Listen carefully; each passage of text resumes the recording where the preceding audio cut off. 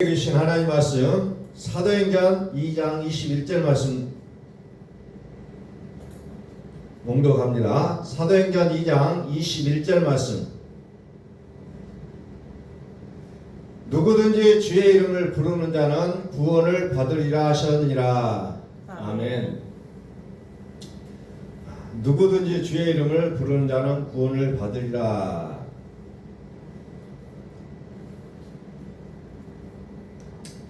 오늘 우리는 살아가면서 얼마나 주의 이름을 부르고 살아갑니까?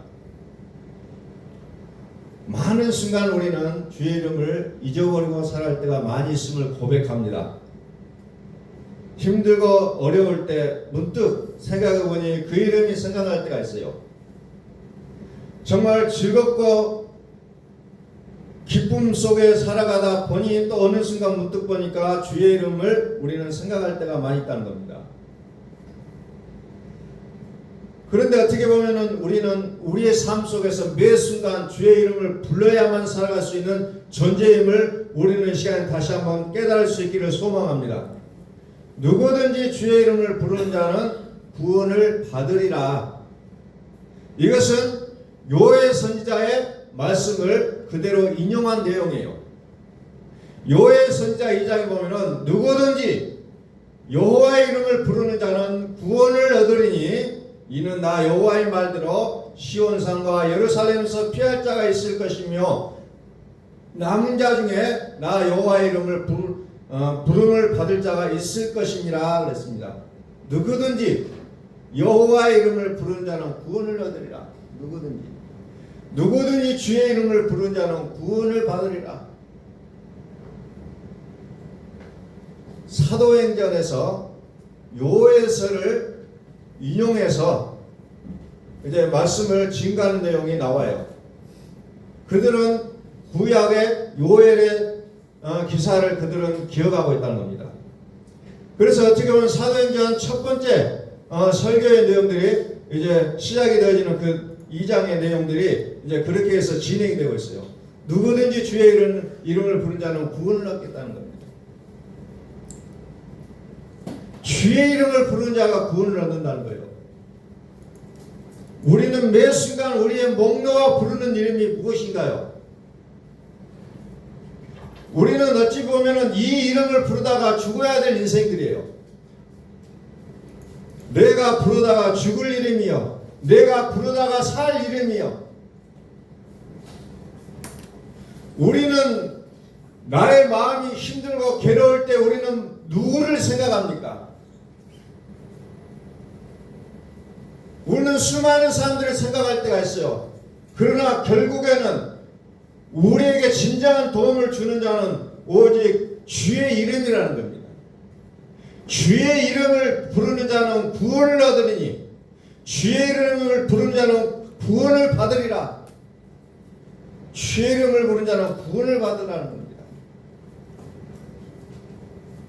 그 주의 이름이 어떤 이름입니까? 38절에 보면은 사도행전 2장 38절에 보면은 베드로가 말합니다. 너희가 회개하여 각각 예수 그리스도의 이름으로 세례를 받고 제사함을 받으라. 그리하면 성령의 선물을 받으리니 그랬어요. 다시 말해서 주의 이름은 누구예요? 그리스도의 이름이에요. 그리스도. 성령이 성경에는 그리스도라고 얘기하고 있다는 거예요. 그리스도의 영. 그래서 그 이름은 무엇으로 받게 하냐면은 죄사함을 받게 한다는 거예요. 죄사함. 죄사함은 영원한 생명을 얘기하고 있다는 겁니다. 이제 우리는 오늘 이후부터서 우리는 매 순간순간마다 주의 이름을 부를 수 있기를 소망합니다.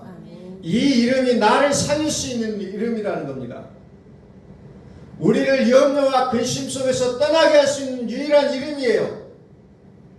다른 이름을 부를 때는 순간 문제가 해결되어진 것 같지만 여전히 근심 속에 사로잡히게 되는 것을 우리는 수없이 경험하게 된다는 겁니다. 그런데 그 주의 이름이라는 게 뭐예요? 오늘 성경을 다시 한번 찾아보면서 살펴보겠습니다. 주의 이름. 마태복음 1장 21절. 마태복음 1장 21절. 주의 이름이 어떤 이름을 얘기하고 있느냐. 많은 사람들이 생각할 때 주의 이름이라는 게 다를 수가 있어요. 21절. 아들을 낳으리니 이름을 예수라 하라. 이는 그가 자기 백성을 그들의 죄에서 구원할심이라. 자, 예수라 하라. 이름을, 아들을 낳으리니 이름을 예수라 하라 그랬잖아요. 예수라 하라. 다시 말해서 예수의 이름은 구원이라는 거죠. 죄를 어떻게 해요? 죄에서 구원할 자이십니다 그랬잖아요. 다시 이 말은 무슨 말입니까?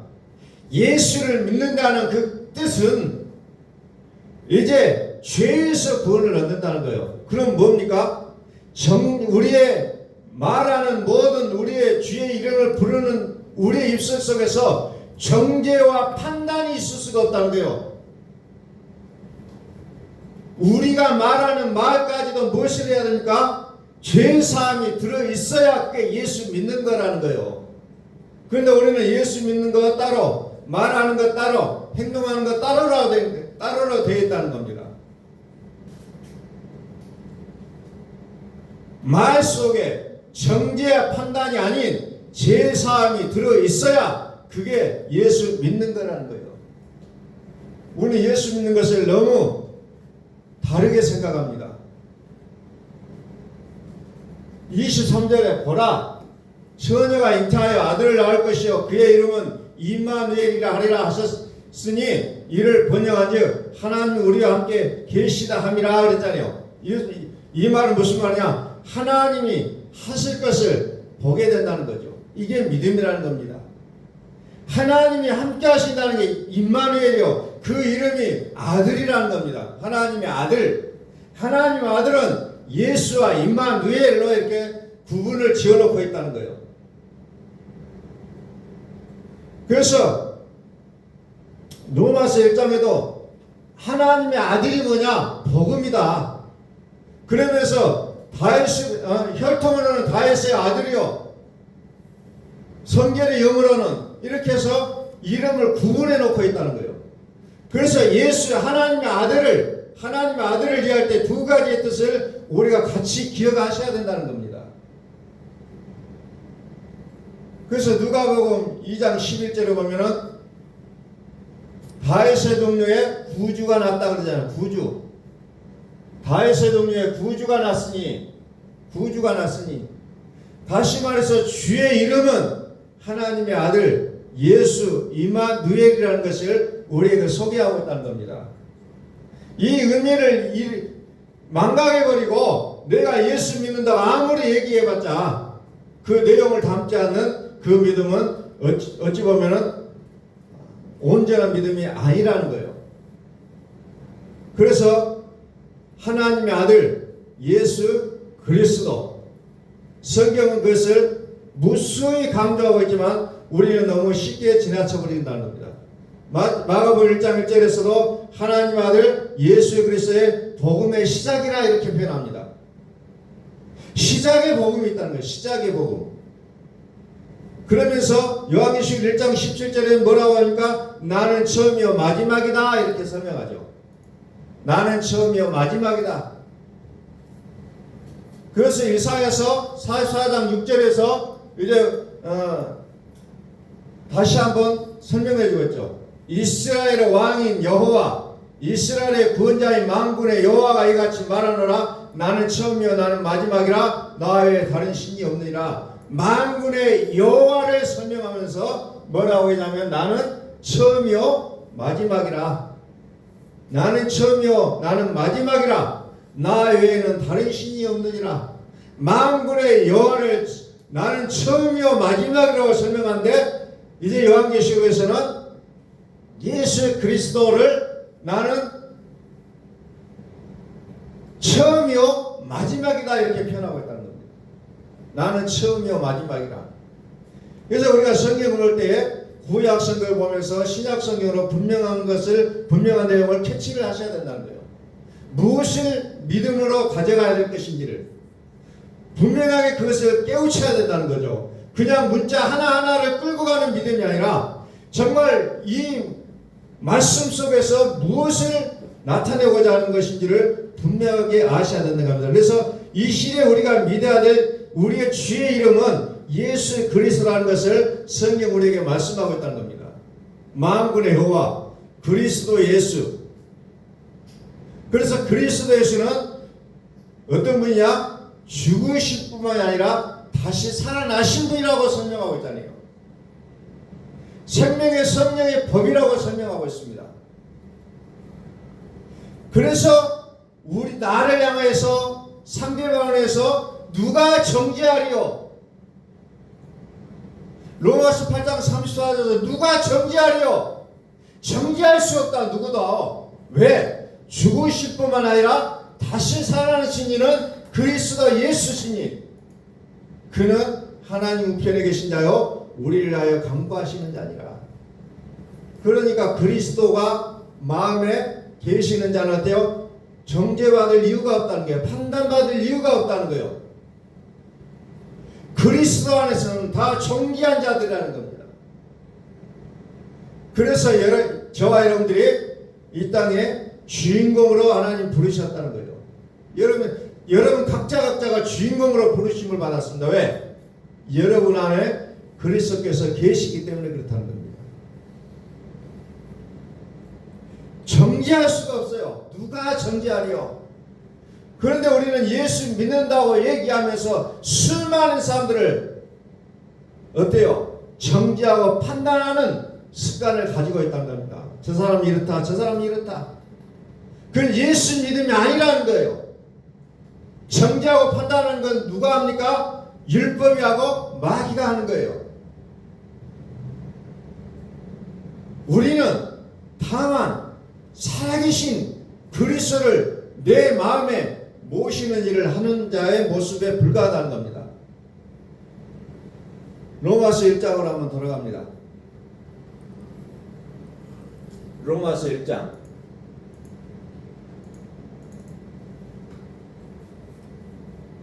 자, 로마서 1장 1절.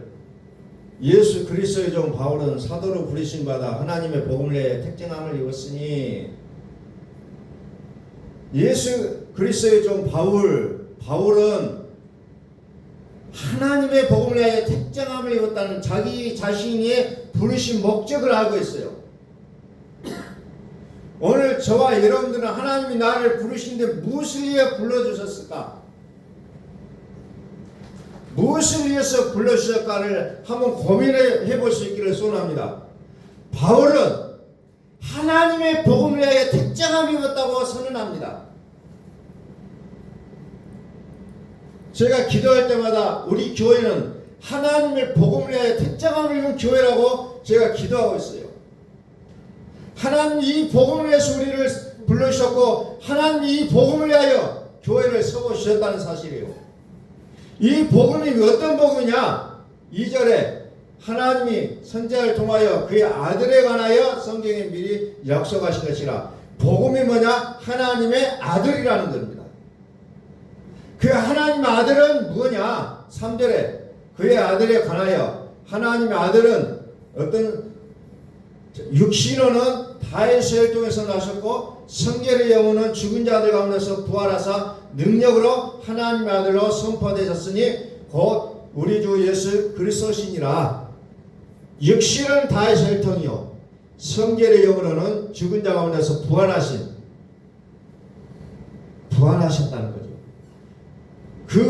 그분의 이름이 예수 그리스도시다.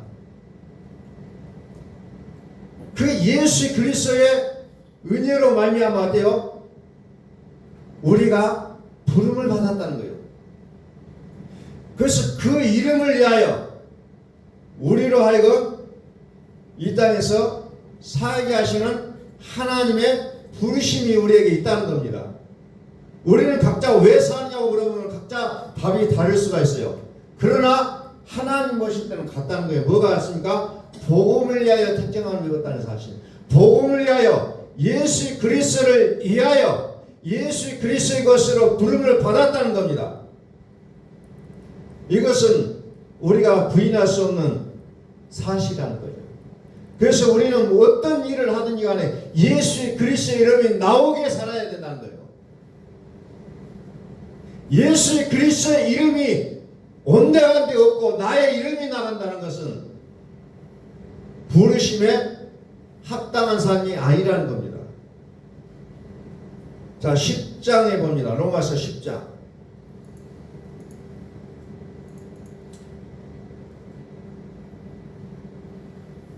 로마서 10장 9절. 네가 만일 네 입으로 예수를 주로 시인하며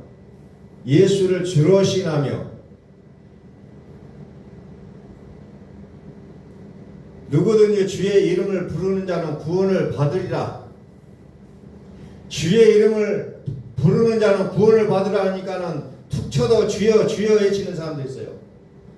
물론 그것이 잘못된 거 아니에요. 그것도 훌륭한 믿음입니다.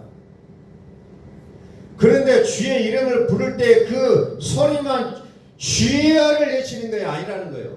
무엇을 동반하라고 했어요? 죄상, 예수의 아들을 낳으니 예수를 알아.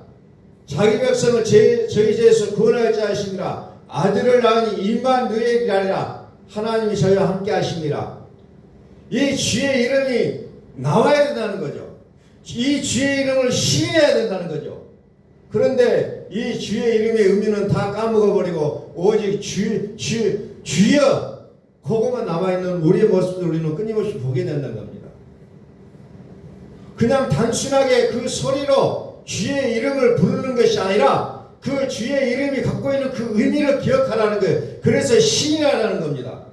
예수님이 나를 위하여 죽어주셨습니다. 예수님은 형제를 위하여 죽어주셨습니다.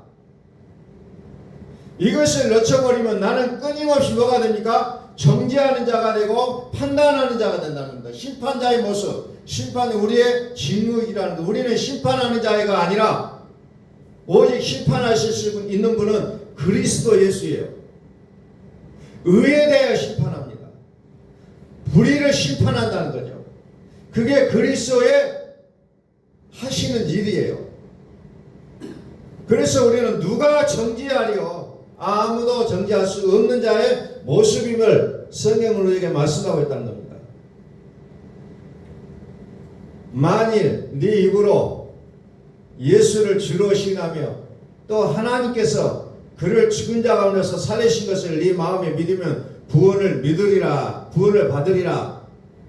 그래서 주의 이름을 누구든지 주의 이름을 부르는 자는 구원을 받으리라. 근데 그 구원을 받으리라 내용 앞에 9절에 입으로 예수를 시인하고 하나님께서 그를 죽은 자 가운데서 살리신 것을 네 마음에 믿으면 구원을 받는다는 거죠. 그냥 허공에 떠도는 메아리처럼 주여를 외친다고 해서 구원받는 거 아니고 그 내용을 아시라는 거죠. 예수를 주로 시인하고 또 한 걸음 더 나가서 하나님께서 그를 죽은 자 가운데서 살리신 것을 어디에 믿습니까? 마음에 믿으라는 겁니다. 마음에 믿으면 구원을 받으리라. 이 내용이 있어야 돼요. 믿음의 내용 속에 들어있어야 된다는 겁니다. 무슨 내용이 들어있습니까? 죽은 자 가운데서 살리신 것을 믿어야 된다는 겁니다. 그래서 그리스도 예수의 이름은 죽으실 뿐만 아니라 살아나신 자라고 했어요. 지금은 산 자라. 전에는 죽었었노라. 그리스도의 이름을 가지지 아니하면 나는 믿었다고 믿고 있지만 나는 구원받았다고 믿고 있지만 그러나 그 구원은 아니라는 겁니다. 무엇을 믿어야 구원이라? 하나님께서 그를 죽은 자 가운데서 살리신 것을 어디에 믿어요? 마음에 믿으라는 거예요. 마음이 그리스도 예수 안에 점령당하시라는 거예요. 마음은 다른 데 있고 내 입만 주여 주여. 내 몸은 예배당에 나와서 예배 드리는데 내 마음은 콩밭에가 있어요. 그게 아니라는 거예요. 자 10절 사람이 마음으로 믿어 의에 이르고 입으로 시인하여 구원에 이르느니라. 내 마음에서부터 출발하는 거예요. 믿음 구원이. 내 마음속에 구원이 이르지 못하면 우리의 입술에서도 예수를 부인할 수밖에 없다는 겁니다.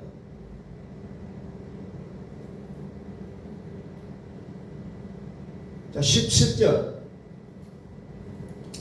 그래서 우리가 해야 될 입장이 뭐냐? 그러므로 믿음은 들음에서 나며 들음은 그리스도의 말씀으로 말미암았느니라. 그래서 우리는 들어야 된다는 거죠. 무엇을 들어야 되냐? 그리스도의 말씀을 들으라는 거예요. 그래야 믿음이 생긴다는 겁니다. 다른 얘기 만날 들어봤자 구원과는 상관없는 내용으로 들어갈 수밖에 없어요. 그러므로 믿음은 들음에서 나며 들음은 그리스도의 말씀으로 말미암았느니라. 성경을 들어도 그리스도의 말씀을 들어야 될 것인데 다른 얘기를 들을 때가 많이 있잖아요. 똑같은 성경이에요. 똑같은 성경을 인용하고 살아가요. 그러나 그리스도의 말씀을 듣지 못할 때가 많이 있다는 겁니다. 그리스도의 말씀을 전달하지 않을 때가 많아요. 그래서 뭐합니까? 8절. 그러면 무엇을 말하느냐? 말씀이 네게 가까워 네 입에 있으며 네 마음에 있다 하였으니 곧 우리가 전파하는 말씀의 믿음이라. 전하는 자가 없이는 들을 수가 없다는 겁니다. 그래서 들어야 되는데 그 들어야 될 내용이 뭡니까? 그리스도의 말씀을 들어야 된다는 거예요. 여기에서 믿음이 성장한다는 거예요.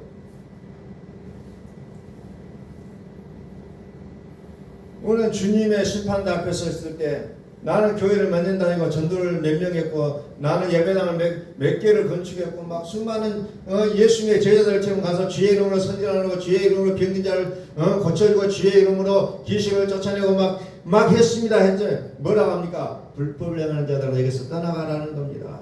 왜? 그리스도의 말씀과는 상관없는 얘기예요. 불법이라는 겁니다. 그래서 우리의 믿음의 기초를 잘 다지셔야 하는 거예요. 믿음의 기초를 잘 닦아야 돼요.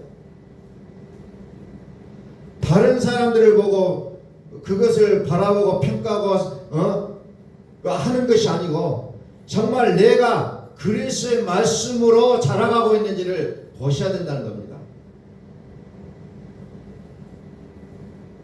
오늘 말씀을 쭉 정리하면서 문득 떠오르는 내용이 있어요. 사도행전 10장에 가면은 베드로가 고넬료 집에 가기 전에 보았던 환상이 있어요. 사도행전 10장에 베드로가 기도하려고 지붕에 올라가니 그 시간 제6시더라. 정말 베드로도 유대인이라 기도하는 시간 철저하게 지키잖아요. 그것도 기도 장소도 철저하게 지켜요.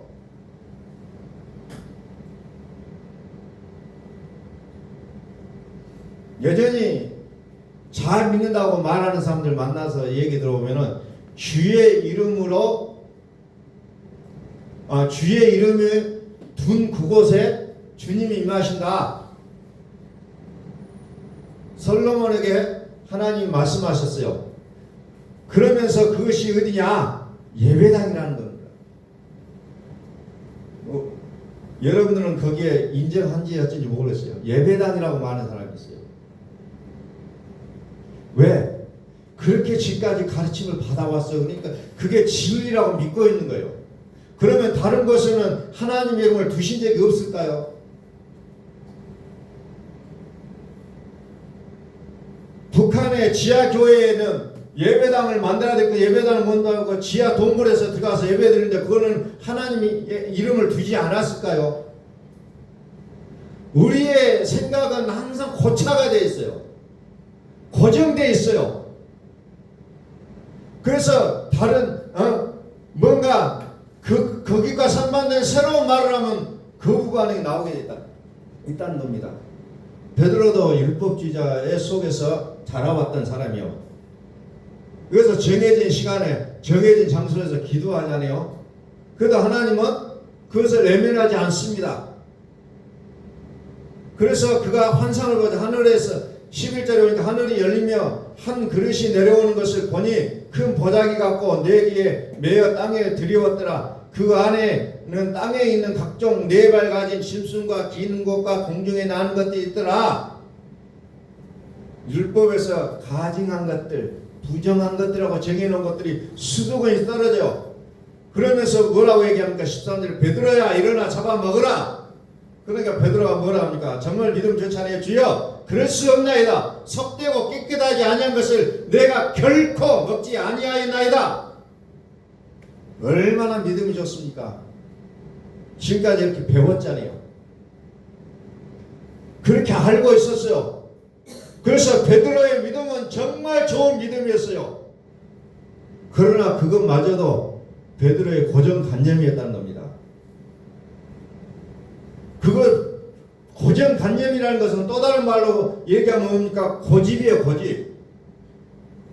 15절에 두 번째 소리가 있으되 하나님께서 깨끗하게 하신 것을 네가 섭되다 하지 말라. 하나님이 깨끗하고 하는데 사람은 뭡니까? 율법적인 정신을 가지고 그거 아닙니다. 아닙니다. 하나님 이러면 안 되죠. 이렇게 하나님을 오히려 판단하고 평가해버리는 자의 모습으로 나온다는 겁니다. 하나님 그거 아닙니다. 하나님 이렇게 해주셔야 됩니다. 기도를 그렇게 하고 있어요. 나의 삶 속에서 그냥 그거 아니라고 그냥 데모예요. 아니요. 그러면서 그냥 하나님 그러면서 나가는 것이 어찌 보면 베드로의 믿음이라는 거죠. 하나님의 말씀은 언제나 옳다는 것을 인정하셔야 돼요. 하나님이 아니라면 아닌 거고 하나님이 그렇다고 하면 그런 겁니다. 그런데 나는 내 생각과 나의 고집으로 아니라고 우긴다는 겁니다. 그러면서 금식 들어가기 전에 하나님 이거 안 하면 안 됩니다. 나 죽어버리랍니다. 그래서 얼마나 베드로도 그 고정관념에 그 믿음에 사로잡혀 있는지 하나님이 세 번 말씀하셔야 돼요. 그리고 나서야 이 보좌의 그릇이 하늘로 올라갔다는 겁니다. 성령을 받았다고 하는 베드로가 아직도 여전히 그 모습 속에 살아간다는 겁니다.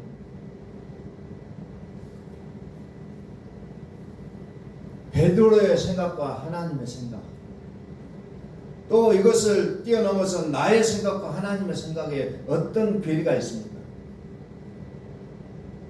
나의 생각으로 하나님을 믿고 있습니까? 그것은 하나님이 인정하시지 않은 불법이라는 거예요.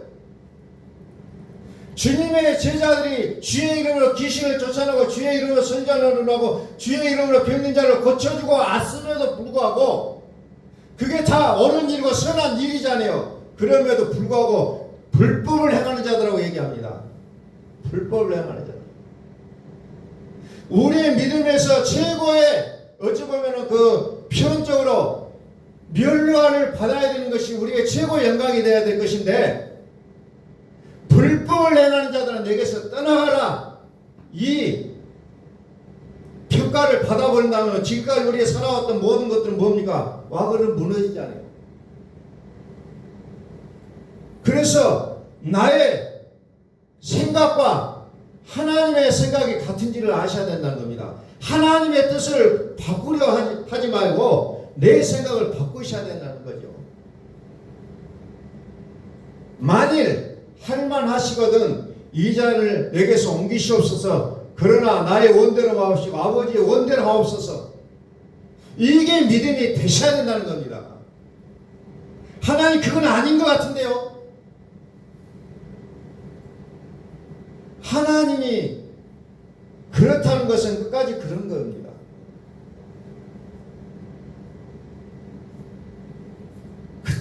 그래서 요한일서 1장 9절에서 뭐라고 합니까?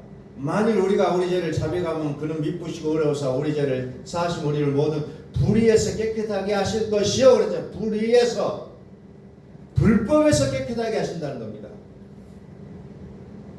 나의 생각이 하나님의 생각과 다르다면 놔야 되는 거예요. 그런데 끝까지 고집하면 안 된다는 겁니다. 우리는 이 믿음으로 들어가셔야 된다는 거예요. 누구든지 주의 이름을 부른 자는 구원을 받으리라. 주의 이름을 우리는 매 순간순간 부르쳐야 된다는 겁니다. 나의 생각 속에서, 나의 마음 속에서 언제든지 하나님의 뜻을 찾아가라는 겁니다. 그냥 아이고 주여 조금 어제도 주여 그런 믿음도 중요하지만 내 생각대로 주여, 정말 예수님께서 겟세마네 동산에서 십자가를 앞두고 그 십자가를 지고 싶은 생각은 없었지만, 그러나 그것이 내게서 옮겨가기를 원하는 자기의 마음이 있지라도, 그러나 내 원대로 마옵시고 아버지 원대로 하옵소서, 이게 믿음이셔야 된다는 거예요. 예수님이 누구라고 했습니까? 하나님이라고 했잖아요. 하나님과 동등되다고 했잖아요. 그러나 자기를 비워 자기를 낮추셨다고 했잖아요. 왜 하나님이 자기를 낮추어 그렇게 하셔야겠느냐?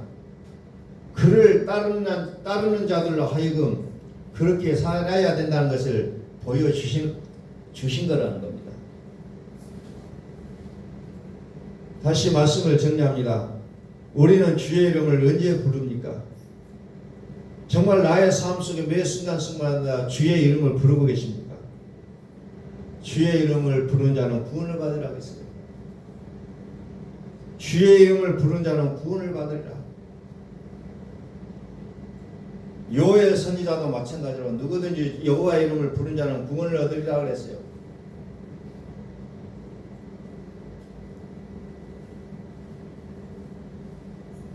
주의 이름을 부르는 자는 구원을 얻으리니, 여호와의 이름을 부른 자는 구원을 얻으리니, 이는 나 여호와의 말대로 시온산과 예루살렘에서 피할 자가 있을 것이며 남은 자 중에 나 여호와의 부름을 받을 자가 있을 것입니다. 여호와의 부름을 받을 자가 있을 것입니다.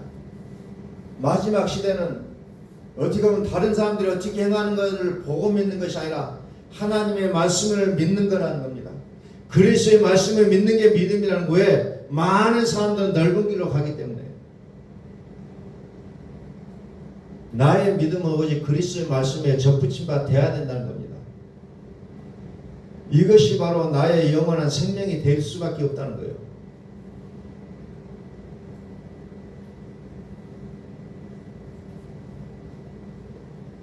우리의 삶 속에서 언제든지 주의 이름을 부를 수 있는 우리의 삶이 되시기를 예수 그리스도로 축원합니다. 기도하겠습니다.